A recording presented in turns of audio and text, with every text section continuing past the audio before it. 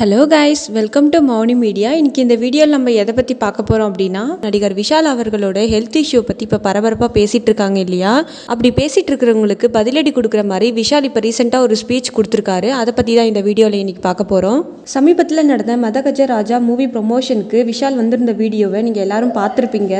அந்த movie promotion ஷோவில் விஷால் ஸ்டேஜில் பேசுகிறதுக்காக மைக்கை பிடிக்கும்போது அந்த மைக்கை கூட அவரால் சரியாக பிடிக்க முடியாத ஒரு சுச்சுவேஷனில் தான் அவர் இருந்தார். இதை பார்த்தவங்கலாம் இவர் முன்ன மாதிரி இல்லைனும், இவருக்கு உடம்புல நிறைய ப்ராப்ளம்ஸ் இருக்குன்னு பலரும் இவரை பற்றி பலவிதமாக பேசிகிட்டு இருந்தாங்க. இப்படி இவங்க பேசிகிட்டு இருக்கும்போது தான் ரீசெண்டாக நடந்த மதகஜ ராஜா மூவியோட ப்ரீமியர் ஷோக்காக சத்யம் சினிமாஸ்க்கு வந்து நடிகர் விஷால் பயங்கரமான ஒரு என்ட்ரி கொடுத்தாரு.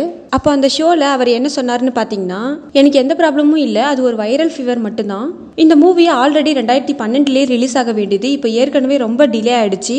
நான் அந்த ப்ரொமோஷன் ஷோக்கு வராமல் போயிட்டா என்னால் இன்னும் அந்த மூவி ரிலீஸ் ஆக ரொம்ப லேட் ஆகும் அப்படின்றதுக்காக தான், ஃபீவர் இருந்தாலும் பரவாயில்ல அப்படின்றதுக்காக வந்தேன். இந்த ஃபங்க்ஷனை நான் மிஸ் பண்ணால் என் லைஃப்பில் ஒரு மூமெண்ட்டை மிஸ் பண்ணுற மாதிரி அப்படின்னு சொல்லியிருக்காரு. அது மட்டும் இல்லை, இவரோட சினிமா கெரியர் முடிஞ்சிருச்சு, ஹாஸ்பிட்டலில் அட்மிட் ஆகிட்டாரு, இனிமேல் நடிக்க மாட்டார் அப்படின்னு இப்படி பலரும் பேசிகிட்டு இருந்தாலும், இவருக்கு உடம்பு சரியில்லைன்னு தெரிஞ்சதும் பல பேர் இவரை காண்டாக்ட் பண்ணி எப்படி இருக்கீங்க அப்படின்னு கேட்டிருக்காங்க. இதை பற்றி விஷால் என்ன சொல்லியிருக்காரு அப்படின்னா, என் மேலே யார் அதிக அன்பு வச்சிருக்காங்க அப்படின்னு தெரிஞ்சுக்கிட்டேன், அவங்க அன்புக்கு நான் அடிமையாகிட்டேன், உங்கள் லவ் அண்ட் கேரால தான் நான் இவ்வளோ நாள் ஒரு ஆக்டராக நீடிக்கிறேன் அப்படின்னு சொல்லியிருக்காரு.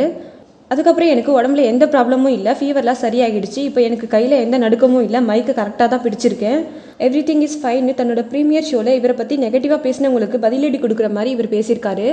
இவரோட ஃபேன்ஸும் இவருக்கு இந்த மாதிரி ஆயிடுச்சு அப்படின்னு பயங்கரமாக ஃபீல் பண்ணியிருக்காங்க. அது மட்டும் இல்லாமல் இவர் சீக்கிரமாக சரியாகி வரணும், இன்னும் பல படங்கள் பண்ணணும் அப்படின்னு சொல்லிட்டு இருக்காங்க.